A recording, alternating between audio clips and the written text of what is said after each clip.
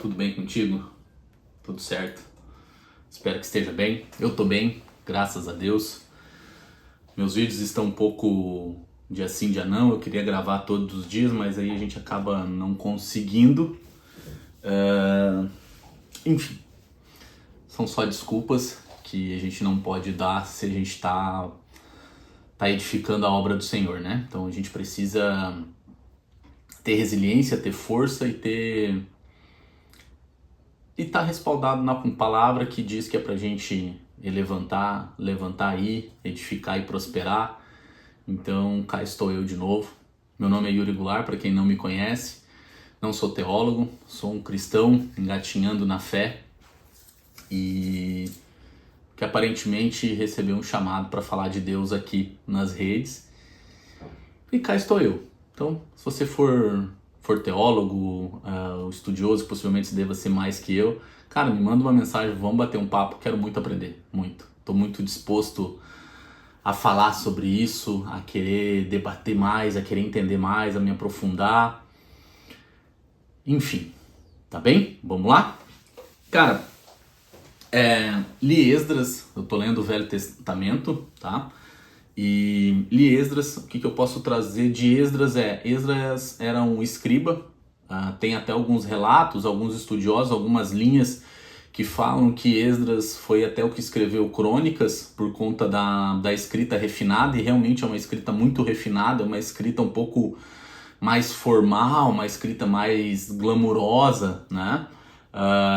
E Esdras foi levantado por Deus, primeiramente, depois pelo rei da Babilônia, para restaurar o templo do Senhor em Jerusalém, e assim ele fez, assim ele tocou a vida. E logo após Esdras comecei Neemias, e esse me pegou um pouco mais, assim. Não que a palavra, enfim, mas Neemias me deu... Tô continuando a ler, tá? Mas ele me deu um senso de responsabilidade, uma vontade de falar, cara, esse cara, olha o que ele era, olha o que ele tá fazendo. E aí eu anotei algumas coisas, e aí eu fui lendo e batendo com a minha esposa, falando o que eu entendia, enfim.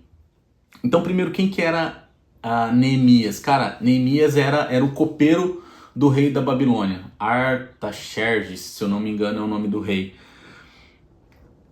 E nisso, Neemias ele ficou extremamente triste e constrangido, o coração doendo, que tinha alguns dos judeus, do povo dele, Neemias era judeu, e que não foi resgatado, que não foi com Esdras para construir o templo, e nisso esse povo que estava sofrendo aflições, miséria, ainda em exílio na Babilônia. Então Neemias, naquele ambiente, como ele era copeiro do rei, e quando para aquela época, quando você é copeiro, pelo que eu entendi, e aí você vai buscar, é um cargo de confiança, é um cargo onde você tem um zelo, onde o rei tem um zelo por ti. E Neemias estava servindo o rei, e o rei falou para ele: tá, Neemias, por que você está triste? O que acontece com o seu coração? E ele falou, ó, por conta do povo, que eles estão sofrendo, eu queria que o Senhor me validasse, eu tenho um chamado no meu coração de Deus, que eu preciso ir para Jerusalém para reconstruir o muro de Jerusalém, assim como os portões. E o rei falou: então, se Deus é contigo, não vou me opor, por óbvio, né? Então, já começa daí. Independente do seu status social, da sua classe social, o tamanho que você é perante a sociedade, ou perante um feudo, ou perante, enfim, o seu nicho, independente, quando Deus te levantar, quando Deus tocar no seu coração que você precisa fazer a obra dele, você vai fazer a obra dele. Neemias era copeiro, teoricamente, por mais que tenha uma relação, como eu falei, com o rei de confiança, ele era um copeiro. E o rei foi com ele, Deus era com ele, era um chamado no coração dele, e o rei validou isso. E a partir desse momento, ele seguiu o caminho de Jerusalém para fazer aquilo que Deus tinha o chamado para fazer, que é reconstruir os muros de Jerusalém, assim como os portões. E nisso eu anotei algumas coisas aqui, foram duas, mas só para a gente começar a bater um papo, que Quando você se levantar para fazer a obra do Senhor, vai ter gente superior, que vai te colocar para baixo, maldizer o que você está fazendo, mas não se deixe levar. Continue edificando e prosperando. Por que eu anotei isso?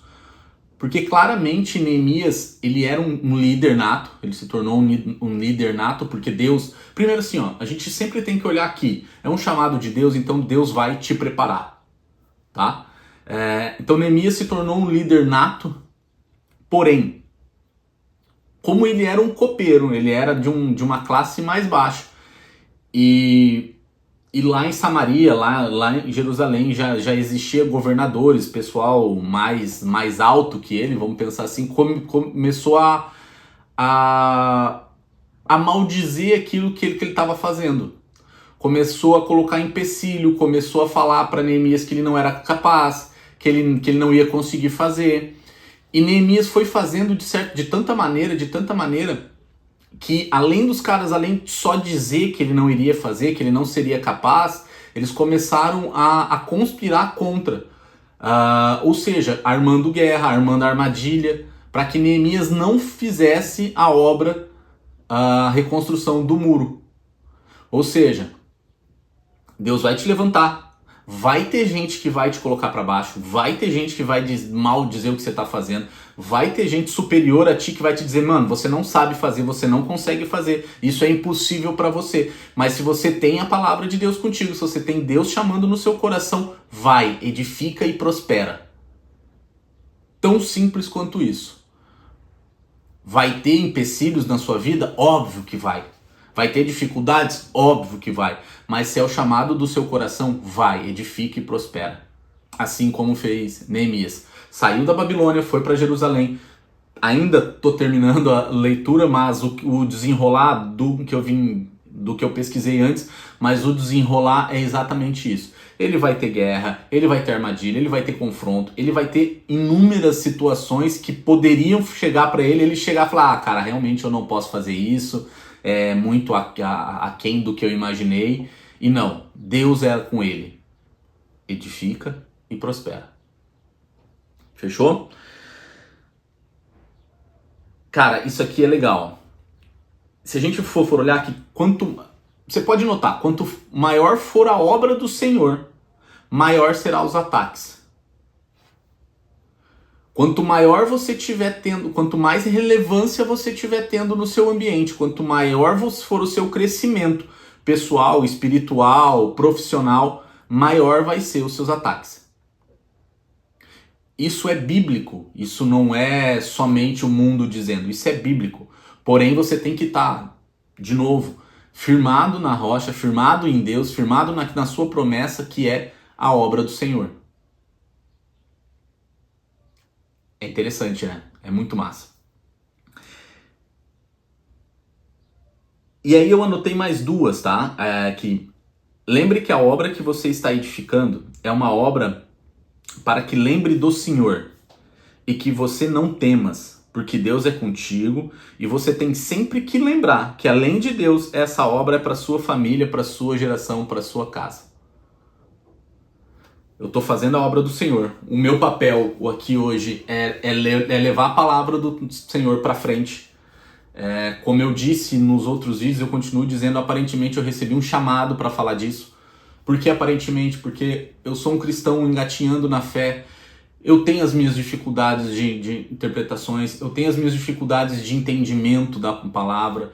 O que é um chamado, o que é algo da minha cabeça, o que é escutar a palavra de Deus. Mas uma coisa eu sei, que o que eu estou fazendo, ela não vai ser só uma bênção para mim. É uma bênção para minha geração, para minha família e para os outros. Isso é o que importa. Vou fazer a palavra do Senhor, vou fazer a obra do Senhor. A partir do momento que eu faço a obra do Senhor, obviamente o restante vai ser abençoado. Obviamente o restante vai receber aquilo que você está plantando, que é a obra do Senhor. Então isso é muito forte quando a gente fala em obra assim.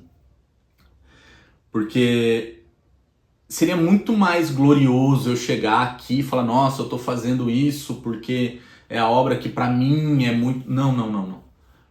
Arranque, como eles falam, rasgue o véu, ou melhor, rasgue as suas vestes, Se indigne com isso. Rasgue o ego, jogue o ego para fora, jogue a soberba para fora, jogue tudo aquilo que não diz ao Senhor, porque a obra que você está fazendo não é para homens, é para Deus. Isso é a relevância. Isso é você fazer a obra para o Senhor e o Senhor está contigo.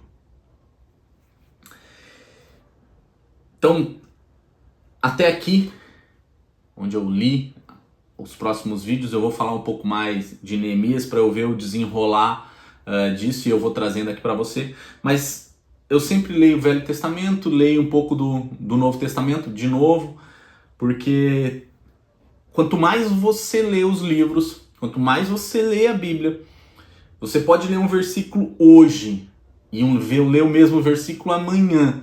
A sua interpretação, a sua visão, ela é diferente. Quanto mais eu me relaciono com Deus, mais Ele vai me dar entendimento. Quanto mais entendimento, mais relacionamento. E aí isso vira um ciclo vicioso, gostoso, de amor e de obediência a Deus. Então, do Novo Testamento, o que eu pude notar, e aí eu posso trazer aqui para você, Jesus ele não queria notoriedade. Ele não queria ser grande, tanto que tem várias passagens que ele fala, te curei, mas não fala para ninguém. Por que disso? Ele não queria que fosse algo muito maior daquilo que agora ele está vivendo. Ele não queria ser alguém notável, ele queria ser alguém relevante. Eu já falei isso em outro vídeo. A partir da sua relevância, a partir da sua bondade, das obras, e com isso você vai, degrau por degrau, se tornando relevante, isso automaticamente vai te tornar notável, tá?